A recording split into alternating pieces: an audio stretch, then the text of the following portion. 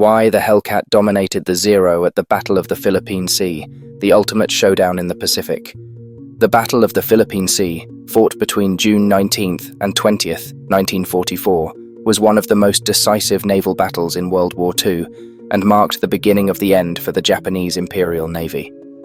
At the heart of this confrontation was a clash of two iconic fighter aircraft, the American F-6F Hellcat and the Japanese A-6M Zero. The battle, often referred to as the Great Marianas Turkey Shoot, saw the Hellcat overwhelmingly dominate the Zero, cementing its place as the superior aircraft in the Pacific theater. But what were the factors that led to this dominance? To understand why the Hellcat outclassed the Zero so decisively, we must delve into the history, design, and combat experience of these two legendary fighters. The story begins with the United States' realization, early in the Pacific War, that its existing carrier-based fighter, the F-4F Wildcat, was no match for the Zero. The A-6M Zero, designed by the Mitsubishi Aircraft Company and introduced in 1940, was a marvel of engineering. It was lightweight, highly maneuverable, and well-armed, with two 20mm cannons and two 7.7mm machine guns. These characteristics made the Zero a formidable adversary in dogfights, particularly against the early American aircraft it faced. The Zero first made its presence felt during Japan's invasion of China, where it quickly established air superiority, downing modern Soviet-made Chinese fighters with ease. When the United States entered the war after the attack on Pearl Harbor, American pilots quickly learned that their aircraft were outclassed by the Zero. In the early months of the war, the Zero's dominance was nearly complete. Between Pearl Harbor and the end of the Dutch East Indies campaign, Japanese Zeros accounted for 471 of the 565 Allied aircraft destroyed.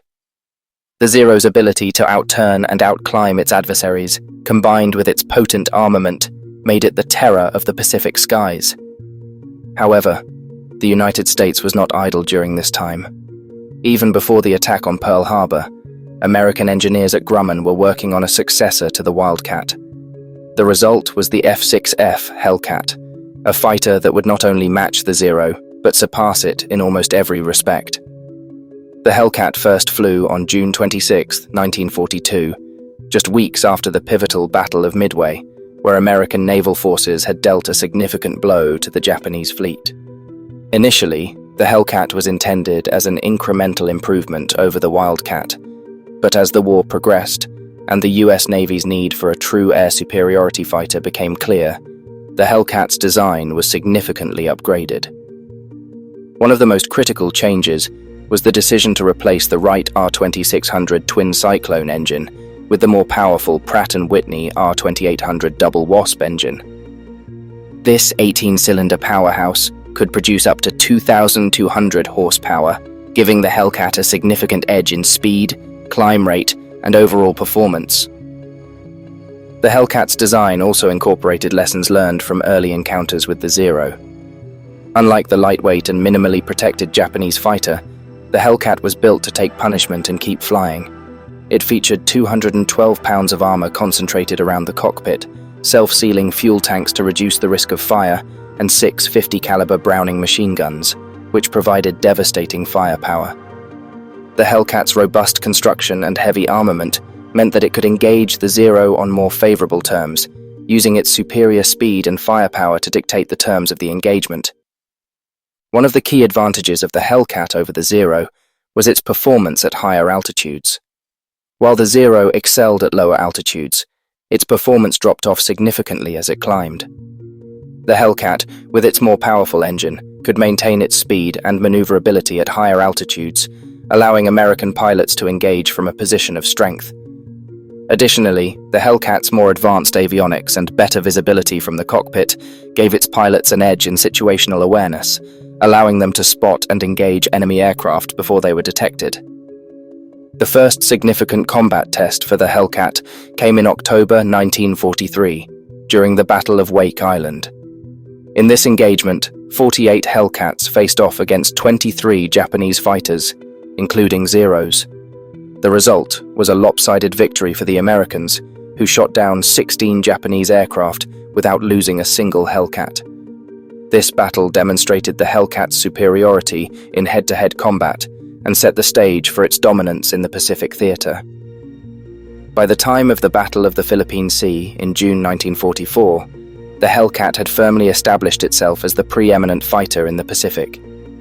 The battle, which involved hundreds of aircraft from both sides, was the largest carrier battle in history and a critical moment in the Pacific War.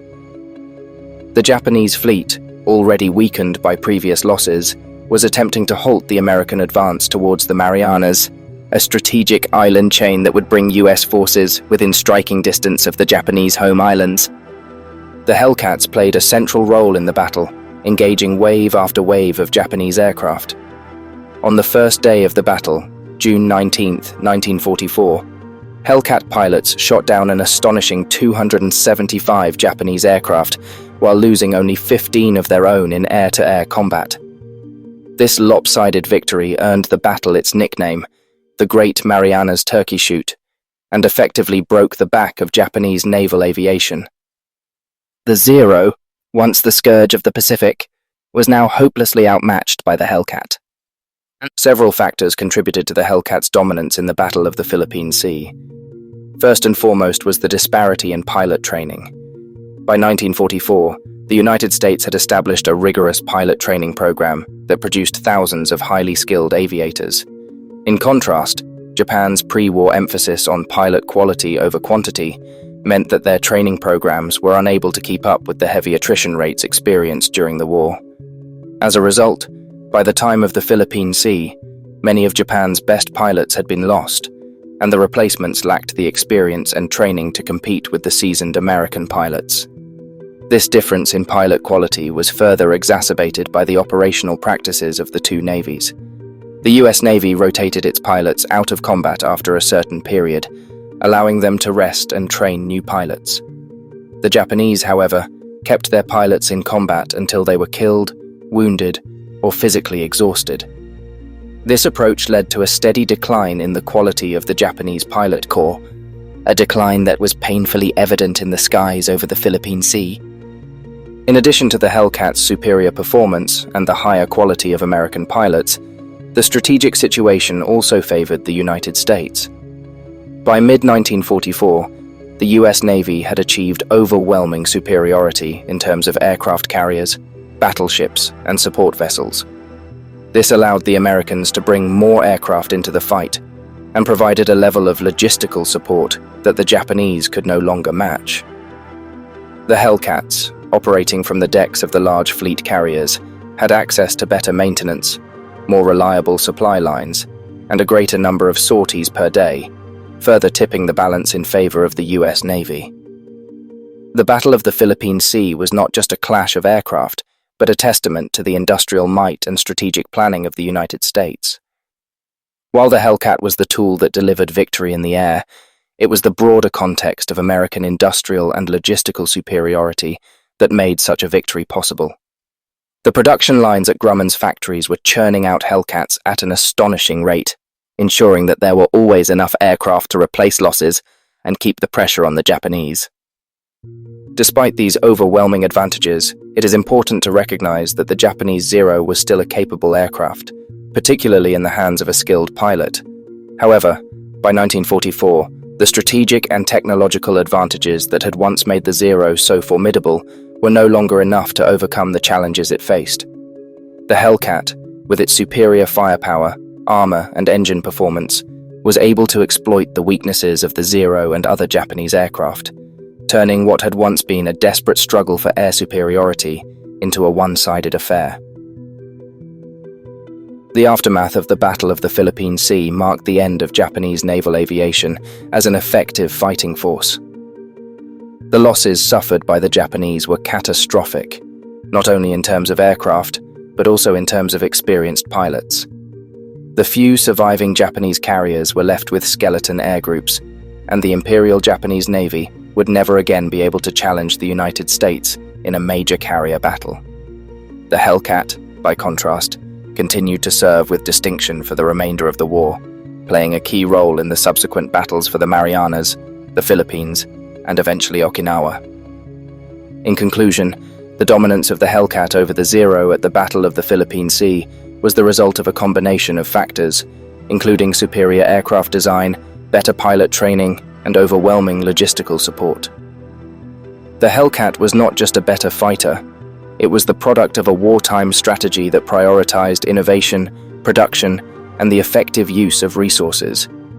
The Battle of the Philippine Sea demonstrated that the era of the Zero had passed, and the Hellcat, as the new ruler of the Pacific skies, played a pivotal role in securing victory for the United States in the Pacific theater.